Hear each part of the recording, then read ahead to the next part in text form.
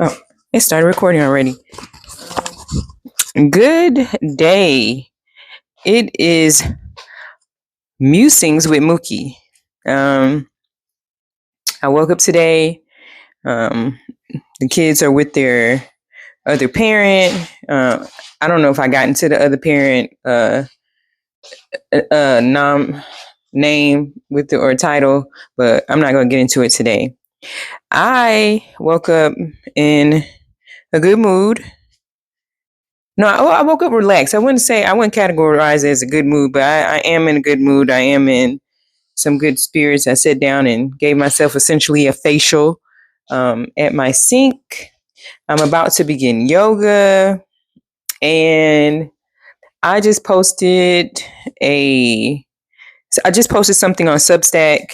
Actually, I've done a few postings today. I done posted on TikTok. I done posted on Substack. I done posted on Facebook. And I am just busy. But I posted on the Substack. I did a Substack, I wouldn't say an article, but a note or what have you. And it is concerning me going to school. And I titled it something about I went to school and I got a 3.8 GPA. When I was sitting down, I had another focus on how I was going. Like I was ready to spew those words. But I went to school for 2 semesters. I took 5 classes. It was very hard. It was very stressful because in the second semester, where I had already planned to take 3 classes, my kid's other parent decided he was going to take a job overseas. And I know. I come from a single parent household, and I was the oldest of 5. And it kind of felt like that again, only I didn't have the mental stamina that I proposed I had when I was younger. Okay. I have been taking care of siblings since I was 2. And I know you're thinking, no, you haven't. But if I was to impose on you the life I had, and I don't want you to think I was full time taking care of another soul since I was about 2. Though that's what it sounds, but that's not the case. But I have been in this practice for a long time, and at this age, I'm upset about it. Like, how you leave me holding all the bags again? I was upset with my mother, and that's why I said my proposed mental stamina during that time, because I was definitely stressed, and it showed in my high school grades. I carried, because I think I either wrote about it or alluded to it before, that once we had moved from up north to down south, and there was some stagnation in my education. So when I moved in with my grandma, they were about read books, do your timetables and stuff like that. So my brain was getting back on track to being a good student. So from elementary all the way through middle school, where I was the middle school historian, I mean, I had the 3rd highest GPA in the 8th grade class. But once I got to high school, things start to break. Okay. I could no longer handle the stress with the hormones, with having to wrestle with my siblings over respect of my personal space, of my things, which wasn't a lot of things. So it was kind of like being wolves in a cave. Okay. And so having to wrestle with all those things and taking care of my 4 siblings, meaning sometimes I was cooking dinner, and a lot of times I was cooking breakfast. I was preparing lunch or telling them what they could eat. I'm getting myself off to high school and making myself breakfast before I go to high school, because what they had at the high school either wasn't enough, wasn't desirable for me. I was never always put together. Okay. I was never always put together. Something was awry, but it didn't matter if I ate.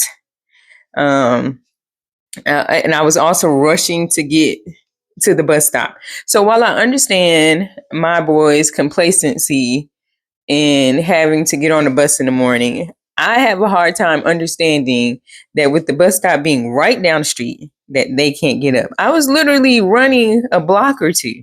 The bus stop is like 3 blocks away, and I was waking up last minute, practicing my doing a essentially pre-track practice runs to get to my bus stop in the morning.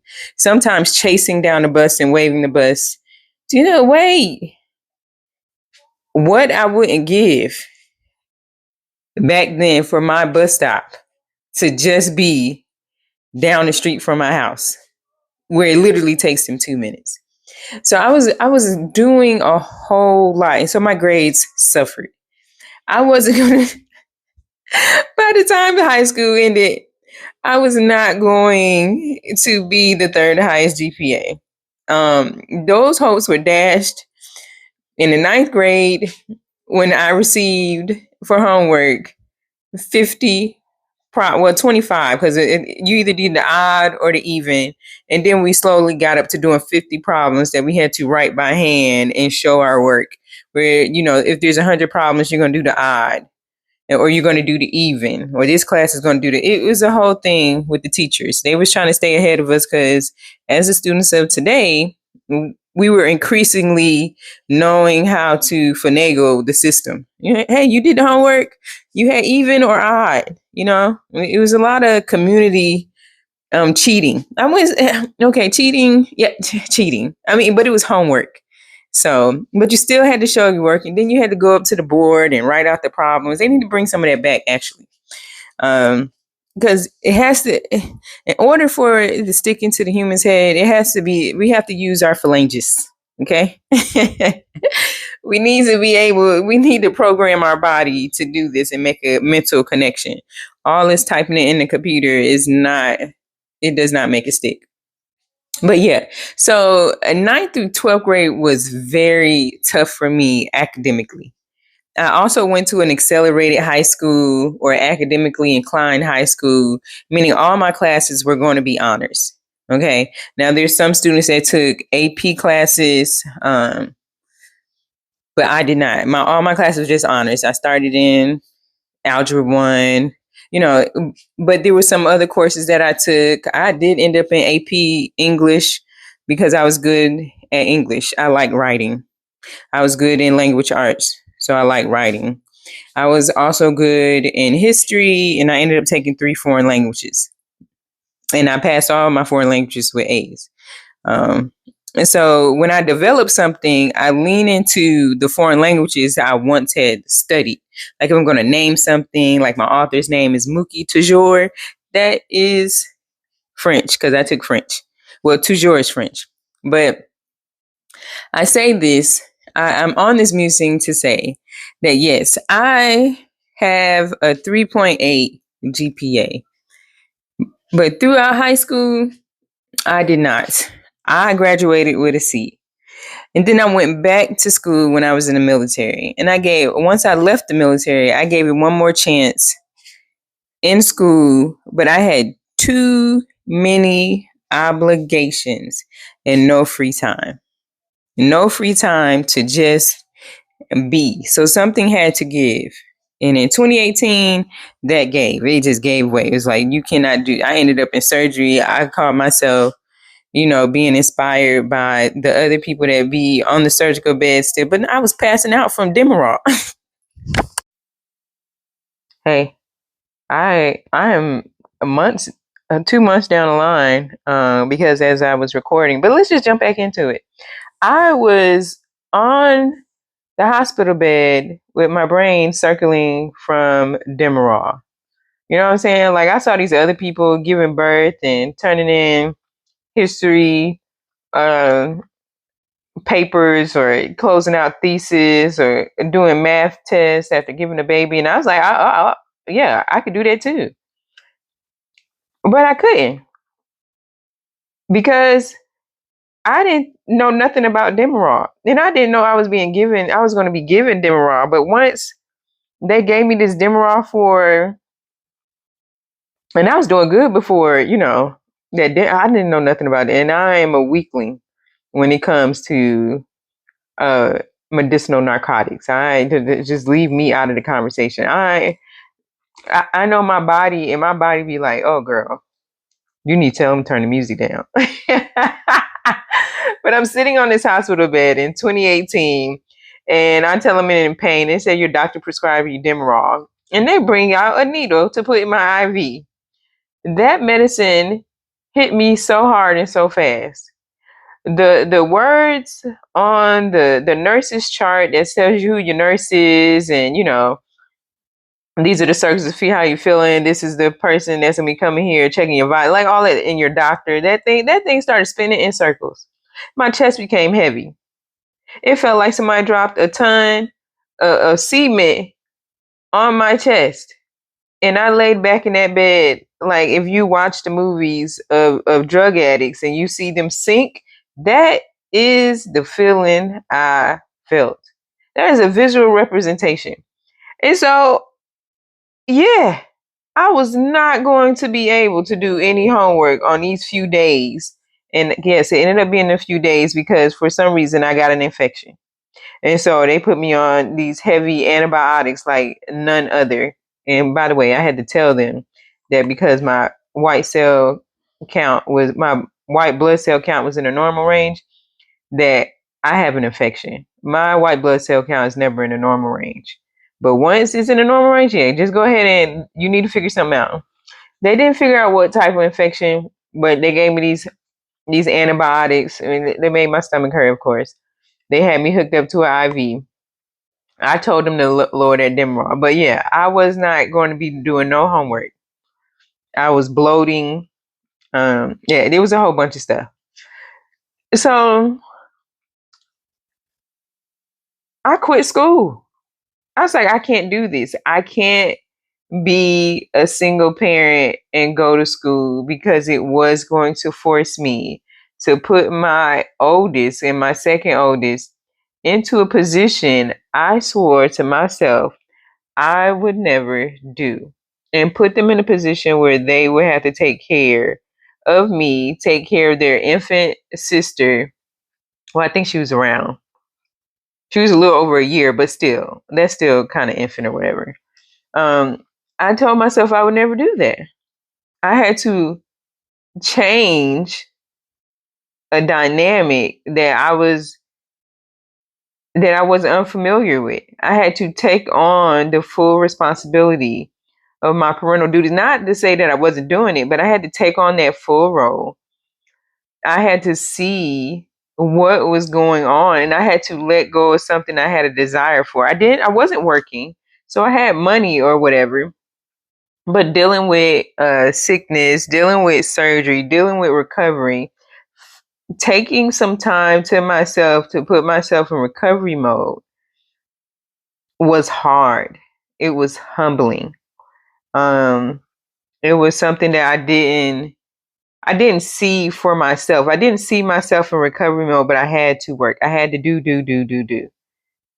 I saw myself as a failure. So even after stopping school and calling it quits, I saw myself as a failure. Not at that time, I didn't see myself as putting myself in recovery mode, but it had to change. The way I saw myself, saw strength had to change. I could no longer take on this mantle because I saw my mother do it without realizing I was the backup. And I didn't have a backup, and I wasn't going to put my son there. But yeah, I just want to say, like, and things are going to change once you get the full picture and you release what doesn't belong to you. I mean, of course, you can do whatever you want, but once you release what doesn't belong to you, you can move forward. And the change is not easy because there's so many intricate pieces that have to change. Your mindset has to change. How you approach things have to change. How you understand your emotions have to change, and how you project them onto other people. has to change. I'm not a therapist. Okay. These are therapeutic words because I've been to therapy and I've read some books and I've done some introspection myself. So I'm not your therapist. Okay. You should go seek therapy if you need it, but I can't be it. I'm just telling you what I saw, what I realized, how I got my 3.8 GPA. And that was by realizing that something had to change, and it started with me and opening my eyes. Well, you guys, this probably wasn't the original ending, but I had some technical difficulties. But this has been Musings with Mookie. I'm glad I was able to wrap this up. I'm going to stitch this to a video that I was actually editing and found out that the mic had went out for some reason. The mic better not have gone out this time because I think I was on the road with something. But yeah, this has been Musings with Mookie. It's been great sharing dialogue with you. And I want you to know this is my musings voice. This is my professional voice, which I developed in a professional setting. If you see me in person, my voice will probably not sound like this. Okay. But I have to reach a wider audience. But let me end this once again for I think third or fourth time. This has been Musings with Mookie. It's been nice talking to you. Ciao. Bye.